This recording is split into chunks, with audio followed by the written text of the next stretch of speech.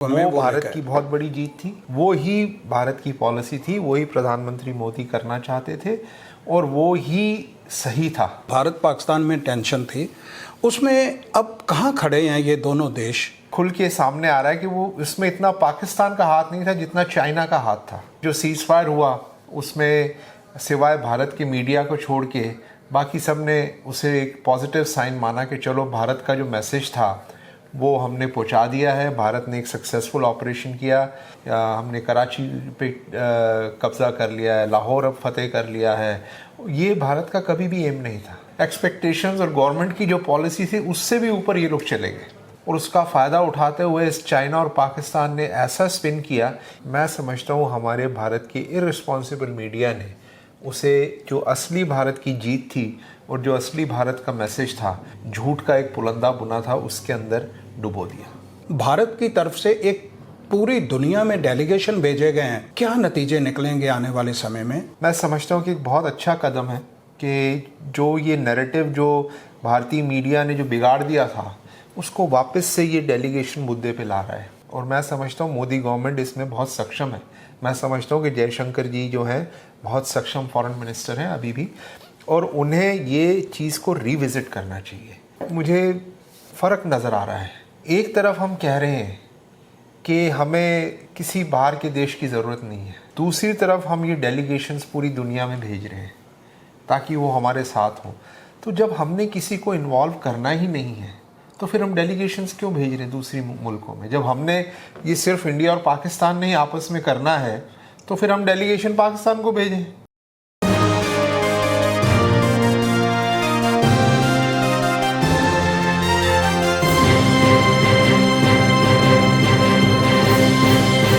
Programme में आपका स्वागत है। मैं हूं वाशिंगटन डीसी से सुखपाल सिंह धनोआ, मेरे साथ हैं पॉलिटिकल एनालिस्ट जसदीप सिंह जैसी जी, स्वागत है। बहुत बहुत धन्यवाद। सब देखने वालों को मेरी तरफ से सत श्री अकाल, नमस्कार।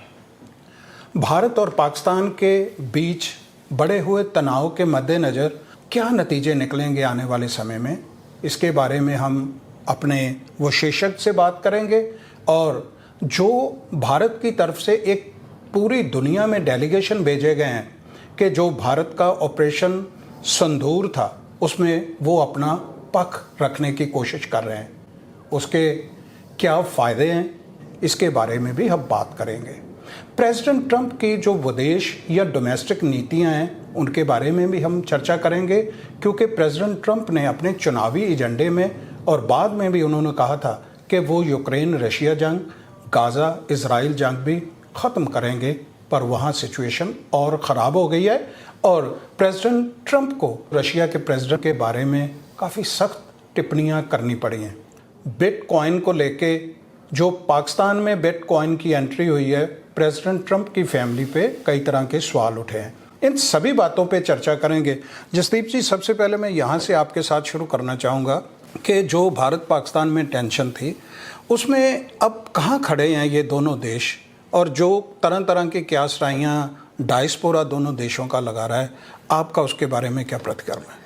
देखिए, इस झड़प के बाद जो चीज़ें सामने आ रही हैं उसमें ये क्लियर है कि भारत ने जो ये स्टेप लिए थे, जो झड़प शुरू करी थी, ये एक पूरी तरह से टारगेटेड ऑपरेशन था, जो कि सिर्फ टारगेटेड था टेररिस्ट जो ठिकाने थे पाकिस्तान में जी, उनके ऊपर था। और इस पे भी ये है कि क्या पाकिस्तान को पहले बताया गया था या ये सरप्राइज़ अटैक था। पर मुझे नहीं लगता कि ये सरप्राइज़ अटैक था, क्योंकि 2 हफ्ते जब लग गए पहलगाम अटैक के बाद में इसे करने में, तो इसमें सरप्राइज़ का एलिमेंट नहीं बचा था। पाकिस्तान को पूरी तरह पता था कि भारत कभी भी अटैक कर सकता है जी। और ये लेकिन बहुत ही अपने आप में बहुत ही ये पिन पॉइंटेड टारगेटेड अटैक था, जिसमें सिविलियंस को दूर रखा गया था। रात को 1:30 बजे के करीबी अटैक हुआ ताकि मिनिमम सिविलियन को कैजुअलिटीज़ हों और इसमें काफ़ी हद तक भारत को सफलता मिली कि उनके जो ट्रेनिंग ग्राउंड्स थे, जिन्हें वो मदरसास भी कह सकते हैं, उन्हें डिस्ट्रॉय किया गया। पर इससे पाकिस्तान को एक बहुत बड़ा मैसेज दिया गया था कि ये आप अगर करेंगे तो हम अब लाइन ऑफ कंट्रोल क्रॉस सिर्फ लाइन ऑफ कंट्रोल ही नहीं क्रॉस करेंगे, अब हम इंटरनेशनल बॉर्डर के भी अंदर आके आपको मारेंगे। और ये एक बड़ा सख्त मैसेज था और यही सोचा जा रहा था कि इसके बाद पाकिस्तान कुछ नहीं करेगा। लेकिन वहाँ से जब जवाबी हमला आया, जो कि अब खुल के सामने आ रहा है कि वो इसमें इतना पाकिस्तान का हाथ नहीं था जितना चाइना का हाथ था, जितना चाइना ने उसमें अपना योगदान दिया और खुल के पाकिस्तान की सपोर्ट में आए। और कई तो ये भी कहा जा रहा है कि ओपनली वहाँ पे वॉर कंडक्ट ही चाइना कर रहा था। तो उसमें जब रिटेलिएशन में पाकिस्तान ने जब जवाबी हमला हुआ और फिर भारत ने उससे भी बढ़ के जब आर्मी बेसिस पे हमला किया, तो ये स्थिति कुछ आउट ऑफ कंट्रोल दिखती नज़र आई। और उसमें फिर जो सीज़ फायर हुआ उसमें सिवाय भारत के मीडिया को छोड़ के बाकी सब ने उसे एक पॉजिटिव साइन माना कि चलो भारत का जो मैसेज था वो हमने पहुंचा दिया है, भारत ने एक सक्सेसफुल ऑपरेशन किया। लेकिन भारत का मीडिया का जो इररिस्पॉन्सिबल बिहेवियर था और जैसा उन्होंने शोर मचाया और जैसा उन्होंने हल्ला मचाया, उसमें भारत का जो टारगेटेड ऑपरेशन की जो सफलता थी वो बिल्कुल उन्होंने उसमें डुबा दी। और ये कहने लग गए हम तो जी हमने कराची पे कब्ज़ा कर लिया है, लाहौर अब फतेह कर लिया है। ये भारत का कभी भी एम नहीं था, बिल्कुल एक टारगेटेड ऑपरेशन था। पर इसको इतना ऊंचा कर दिया गया, हमारे जो मीडिया हैं और जो जिन्हें हम भक्त भी कह सकते हैं, कि इतना इसे हाइप किया गया कि गवर्नमेंट की भी एक्सपेक्टेशंस और गवर्नमेंट की जो पॉलिसी थी उससे भी ऊपर ये लोग चले गए। और वहाँ से फिर जब सीज़ फायर की बातें हो भी गई तो भी ये स्केल डाउन नहीं कर रहे थे। तो अब इसमें ये मीडिया को, जो हमारी भारत सरकार है, उसको ये देखना चाहिए कि जो गवर्नमेंट ने जो ये स्ट्रेटजी लेके चले थे कि हम तो आतंकवाद के खिलाफ हमारी लड़ाई है, हम पाकिस्तान को एक आतंकवाद पे मैसेज भेज रहे हैं, पूरी दुनिया को हमने कहा था ये आतंकवाद के ऊपर मैसेज है, उस नैरेटिव को कुछ हमारे मीडिया ने और उसका फ़ायदा उठाते हुए इस चाइना और पाकिस्तान ने ऐसा स्पिन किया कि ये अब जो नैरेटिव है ये आतंकवाद का नहीं रह के ये कश्मीर का इशू बन गया है। आज वेस्टर्न भी बोल रही है कश्मीर का इशूज़ है, थर्ड पार्टी इन्वॉल्व होना चाहती हैं, और अब ये एक अलग इशू बन चुका है। जो आतंकवाद का जो भारत ने जो ये मुद्दा उठाया था और एक सफल ऑपरेशन किया था, मैं समझता हूँ हमारे भारत के इररिस्पॉन्सिबल मीडिया ने उसे, जो असली भारत की जीत थी और जो असली भारत का मैसेज था, उसको कहीं इन्होंने वो सारा जो एक नैरेटिव और एक जो इन्होंने झूठ का एक पुलंदा बुना था उसके अंदर डुबो दिया। और जो टारगेटेड मैसेज भेजा था वो ही भारत की पॉलिसी थी, वही प्रधानमंत्री मोदी करना चाहते थे और वो ही सही था। ये जो डेलीगेशन पूरी दुनिया में गए हैं उसमें आप क्या सोचते हैं, क्या निकलने वाला है? मैं समझता हूँ जो डेलीगेशन यहाँ आया है, और सिर्फ अमेरिका में नहीं, दुनिया के कई देशों में जा रहे हैं, मिडिल ईस्ट में जा रहे हैं, साउथ ईस्ट एशिया में जा रहे हैं, कैरेबियन में गए हैं, नॉर्थ अमेरिका में आए हैं, ब्राज़ील, बहुत देशों में जा रहे हैं। और ये मैं समझता हूँ कि एक बहुत अच्छा कदम है कि जो ये नैरेटिव जो भारतीय मीडिया ने जो बिगाड़ दिया था उसको वापस से ये डेलीगेशन मुद्दे पे ला रहा है कि हम ये टेररिज्म के हम शिकार हैं, टेररिज्म कहाँ से आ रहा है, टेररिज्म को ख़त्म करना चाहिए, और ये मुद्दे को वापस से वो आतंकवाद की तरफ ले जाके और जो वेस्टर्न और जो दूसरे नेशंस हैं उनको भारत की अब पोजीशन बता रहे हैं। पर इसमें मुझे एक चीज़ यहाँ पे ये भी लग रही है कि यहाँ पे एक मुझे फ़र्क नज़र आ रहा है। हमारी जो फॉरेन पॉलिसी है, एक तरफ हम कह रहे हैं कि हमें किसी बाहर के देश की ज़रूरत नहीं है, हम सीधा बस पाकिस्तान और हम ही बात करेंगे। दूसरी तरफ हम ये डेलीगेशंस पूरी दुनिया में भेज रहे हैं ताकि वो हमारे साथ हों। तो जब हमने किसी को इन्वॉल्व करना ही नहीं है तो फिर हम डेलीगेशंस क्यों भेज रहे हैं दूसरी मुल्कों में? जब हमने ये सिर्फ इंडिया और पाकिस्तान ने ही आपस में करना है तो फिर हम डेलीगेशन पाकिस्तान को भेजें, वहाँ से उनसे ही सीधी बात करके इस मसले को हल करें। हम बाहर की, अगर आज हम डेलीगेशंस भेज रहे हैं तो मैं समझता हूँ कि भारत की जो फॉरेन पॉलिसी है, आज जो 70 साल से हम लोग जो ये एक बनाए बैठे हैं कि हमने किसी थर्ड पावर को नहीं इन्वॉल्व करना, उसको रीविज़िट करने की ज़रूरत है, उसको रीकैलिब्रेट करने की ज़रूरत है। और मैं समझता हूँ मोदी गवर्नमेंट इसमें बहुत सक्षम है। मैं समझता हूँ कि जयशंकर जी जो हैं बहुत सक्षम फॉरेन मिनिस्टर हैं अभी भी, और उन्हें ये चीज़ को रीविज़िट करना चाहिए। आज जो कांग्रेस बोलती है, आज जो हमारी नेहरू की जो पॉलिसी इतने सालों से चली आ रही हैं, जो शिमला एग्रीमेंट हो गया था इंदिरा गांधी का, आज वक्त आ गया है कि हम उसको दोबारा रिविजिट करें, क्योंकि जियोपॉलिटिकल बहुत सारे चेंजेस हो चुके हैं 70 साल में।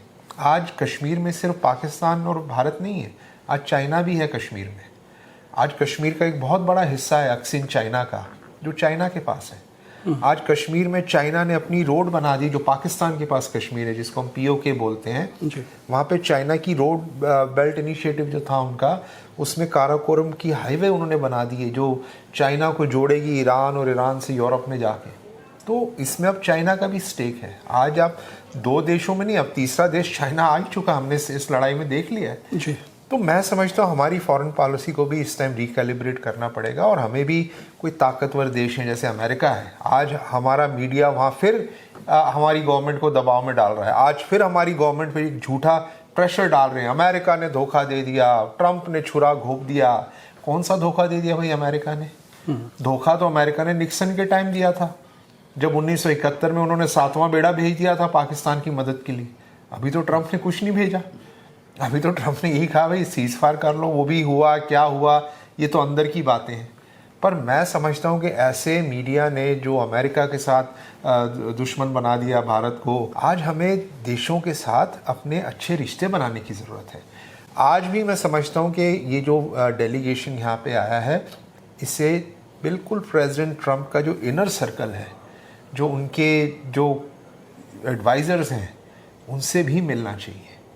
और मैं समझता हूँ कि आज भी अमेरिका भारत के रिश्ते बहुत स्ट्रॉन्ग हैं। मैं नहीं समझता, क्योंकि अमेरिका ने बहुत ही एक रिस्पॉन्सिबल और न्यूट्रल एलाई का भी उन्होंने प्रूफ दिया है इस पूरी कॉन्फ्लिक्ट में।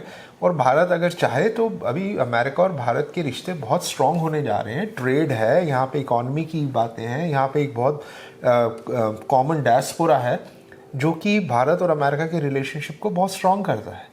और जहाँ पे भारत की अहमियत है अमेरिका के लिए, वो एक बहुत बड़ी अहमियत है।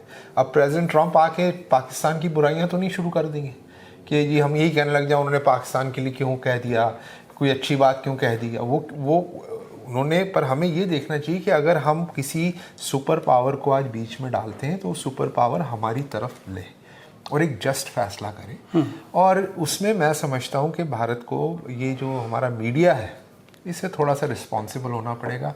और हमारी फॉरेन पॉलिसी, जैसे मैंने कहा, हमें जाके रिकैलिब्रेट करनी पड़ेगी, बजाय इसके कि हम अपने आप को अलग करें दुनिया से और कहें नहीं हम तो बस हमारी प्रॉब्लम हम सुलझाएंगे। हम आज सुपर पावर्स जो हमारी फेवर में है, जिन्हें हम इन्फ्लुएंस कर सकते हैं आज, उनको अपने साथ लेके और इस मामले को सुलझाएं। बहुत शुक्रिया। हमारे इस प्रोग्राम में बस इतना ही। नया प्रोग्राम लेके आपके साथ फिर जुड़ेंगे। अगर हमारा प्रोग्राम आपको पसंद आए, हमारे चैनल को लाइक करें और इसको सब्सक्राइब करें। बहुत बहुत धन्यवाद। बहुत धन्यवाद।